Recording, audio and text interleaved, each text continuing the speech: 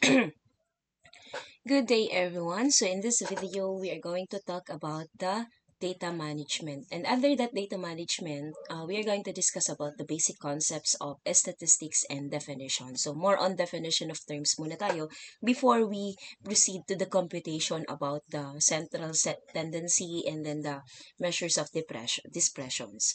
Okay, so basic concepts of statistics. So, number one is we have the statistics itself. So, what is statistics? So, pag sinabi nating statistics, it involves the use of scientific methods and techniques in collecting, presenting, organizing, analyzing, and interpreting numerical figures. So, before we analyze, before we interpret the data, we need to first gather the data. Yun yung pinaka-first step natin, di ba? We need to collect the data, we need to gather the data, and then after that, pag nakuha na natin yung mga data na yun, ipipresent na natin yan. So presenting, we organize the data, we analyze the data, and of course, we interpret that numerical figures. Okay, and that is statistics. Okay, so definition of terms tayo. Okay, number one is we have the variable. Okay, pag sinabi nating variable, it is differentiating property of subject or respondents that vary from one situation to another. Okay, example niya is we have the gender. Di ba yung gender, meron tayong female, meron tayong male. And that varies from one situation to another. So magkaiba siya. And then we have the religion. So yung religion natin, we have different religions. May Muslim, may Roman Catholic, may Buddhist, and so on. The born again, so iba-iba yung religion. And we have the salary. Sa salary din, iba-iba yung salary natin. Depende sa trabaho, okay? Depende din sa profession. So, iba-iba yung salary. The socio-economic status and so on. Another one is, we have your favorite social media platforms na ginagamit. Iba yung favorite social media platforms mo, iba din yung favorite social media platforms ko. So, some uses Facebook, others uses Instagram, or other uses TikTok. So, the values differ across individuals. Okay? We have the blood type. So, sa blood type then, we have type A, type B, type AB, and then type O. And then, we have the type of gadget owned. The phone, the tablet, the laptop. Okay? So, iba-iba yung ginagamit. Not the same for everyone. And that is variable. Okay? There are two classifications of variable. We have the qualitative variables and then the quantitative variables. So, pag sinabi natin qualitative variables from the word itself, quality, so it express characteristics that cannot be measured numerically. Okay? Ibig sabihin, more on description siya. Hindi siya pwedeng ma-measured numerically. Okay? It does not involve numbers. Okay? And we have the examples for the qualitative variables. The religion, di ba? Hindi naman na-measure yung religion. The zip code, the gender, the student number, the plate number, the political affiliation.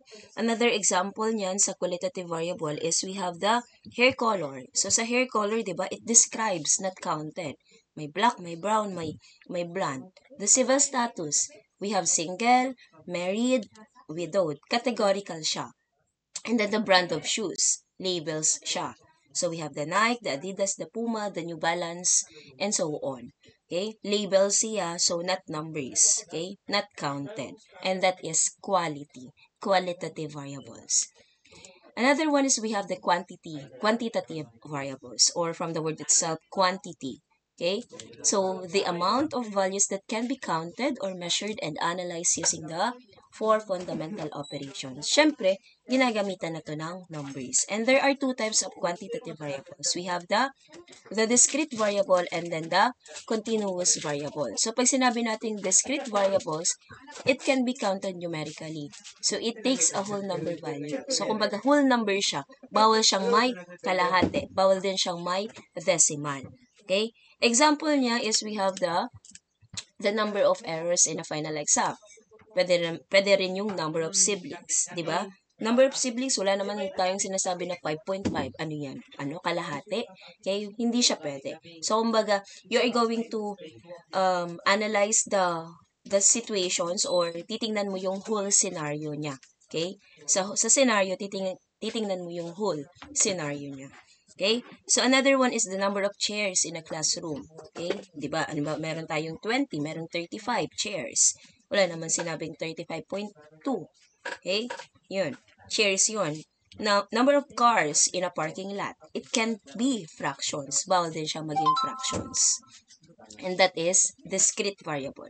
Continuous variable naman is we have the, it is measured on a scale, can be expressed in a fractions, decimals, integers, or percent. O, dito na yung may mga fractions, may mga half-half na dito. Okay? May decimals na dito, may percent na dito. Example niya is we have the volume of grape juice in a Tetra Pak, the acceleration, yung distance covered in jogging. Halimbawa ngayon, nagja-jogging kayo and yung distance na na-covered nyo is 3.8 kilometers. Whole scenario siya. So, minsan nagkakataon lang kapag sinet mo na whole number siya.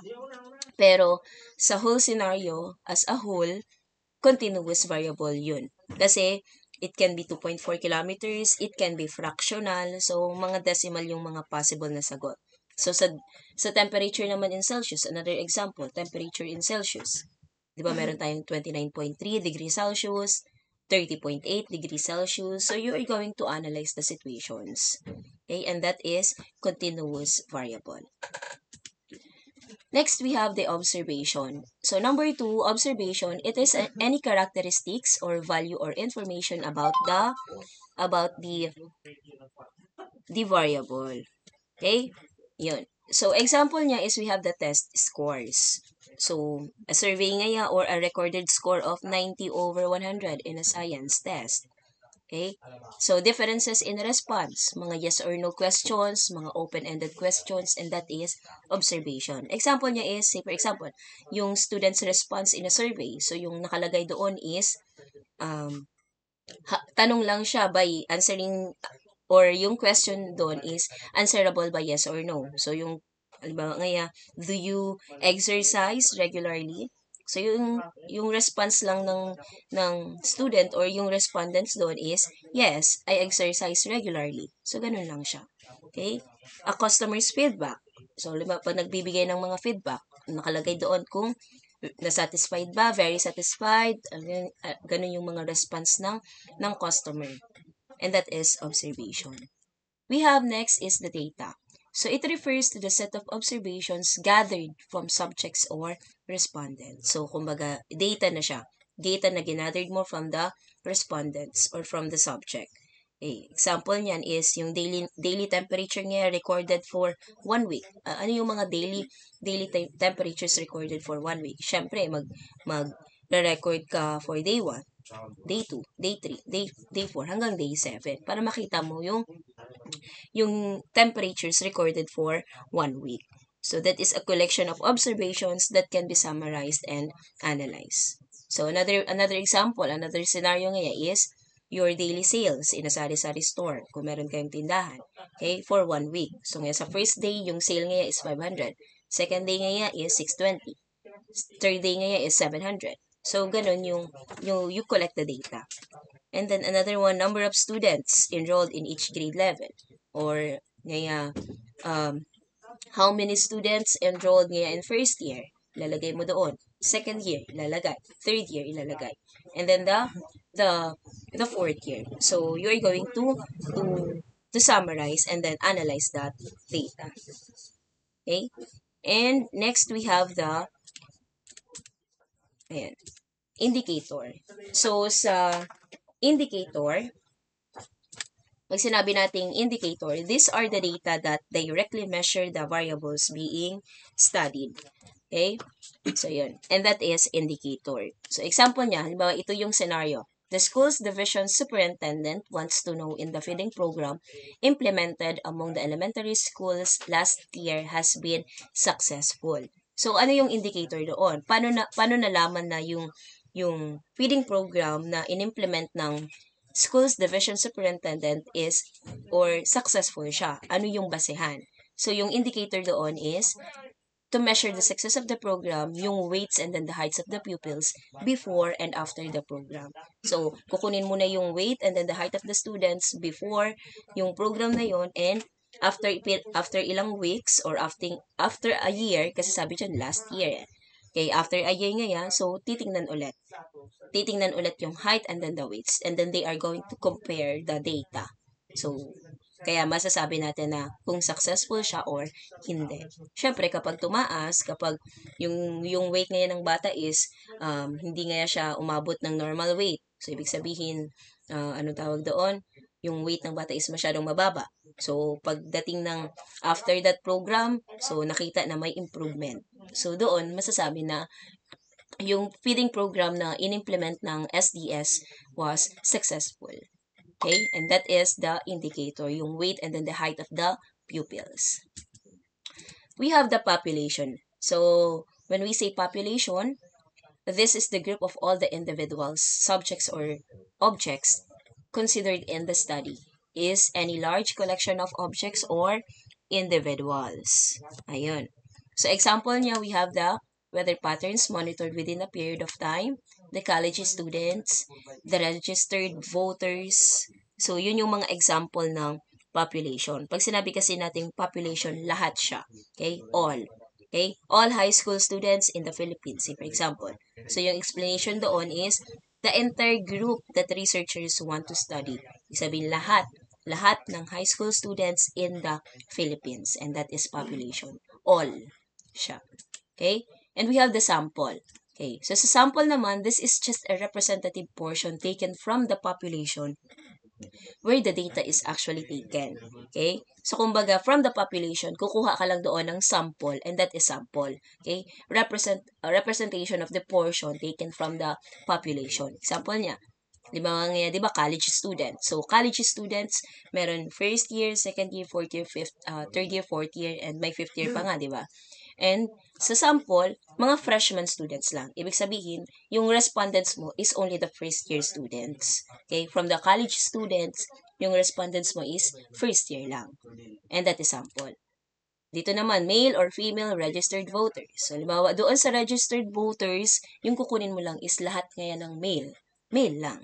Okay? Lahat ngayon ng female. Female lang. Or pwede naman ngayon, below ngayon 18, below age niya from 18 to 25 years old. So, yun lang yung kukunin mong sample doon sa population na yun. Okay? So, yun. So, sample and then population. So, ito yung figure representing the population and then the sample para mas maintindihan. So, ito yung sample and ito yung population. Ayan.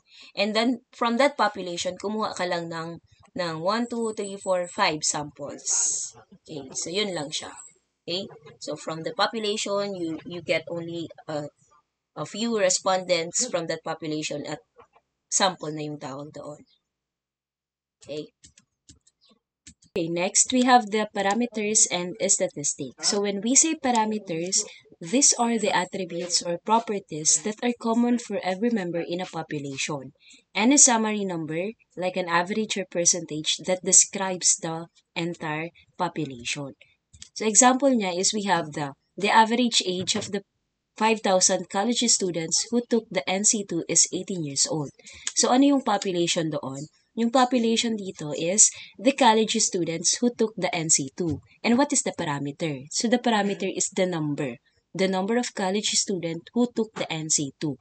And the number of the college student who took the NC2 is we have the 5,000 students. So, 5,000 students is the college students who took an average age, who took the NC2 is 18 years old. So, the average age for that is 18 years old. And that is the parameter. Statistic is we have, these are the attributes or properties that are common for every member in a sample.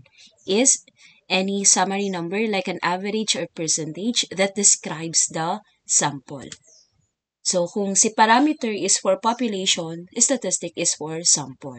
Example niya is we have, out of the 5,000 college students who took the NC2, there are only 3,000 students are male.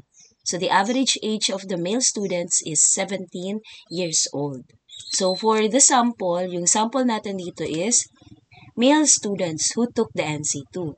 And for the sample or for the statistic, 3,000. So the number of male students who took the NC2 is 3,000, and the average age for male students is 17 years old. So out of 5,000 college students, which is the population, we took only the male students, and that is 3,000 male students who took the NC2, and the average age is 17 years old. So that is the difference between the parameters and statistic. Parameters is for population, statistic is for sample. And we have the univariate analysis and then the bivariate analysis. So what is the difference between the univariate analysis and the bivariate analysis? So pag sinabi nating univariate analysis, this is the simplest form of data analysis involving only one variable, while bivariate analysis, it is a form of data analysis involving two variables. So it is used to explain the relationship or differences between two variables. So example ng univariate analysis is, we have this, the height of the individual. So, as you can see, there are only one variable, yung height ng individual lang. So, wala tayong kino-compare. Another one is the mean age of the freshman student. So, no comparison. Only one variable is involved. The bivariate analysis naman, we have the height and weight. So, there are two variables that we can, or find the relationship of the height and then the weight of the students. And the number of signage and accidents. Another one is, sa univariate naman, the average number of hours students spend on social media. So, only one variable lang, which is the hours spent on social media. Single variable lang siya. Another one, the most common mode of transportation to school. So, only one variable lang, the mode of transportation. Okay? And then, sa bivariate naman, it is the relationship between the study time and then the test score. So, dalawa yung kino-compare you doon. The study time and then yung test scores. Connection between the age and then the level of physical activity. So, age and level of physical activity. Comparison of your income and then the spending habits. So, how much money a person earns, and that is the income. How much they spend or what they spend on, and that is the spending habits. So, papasok siya sa bivariate analysis. Okay? That is all about our discussion, which is the basic concepts of statistics and definitions. Thank you and God bless everyone.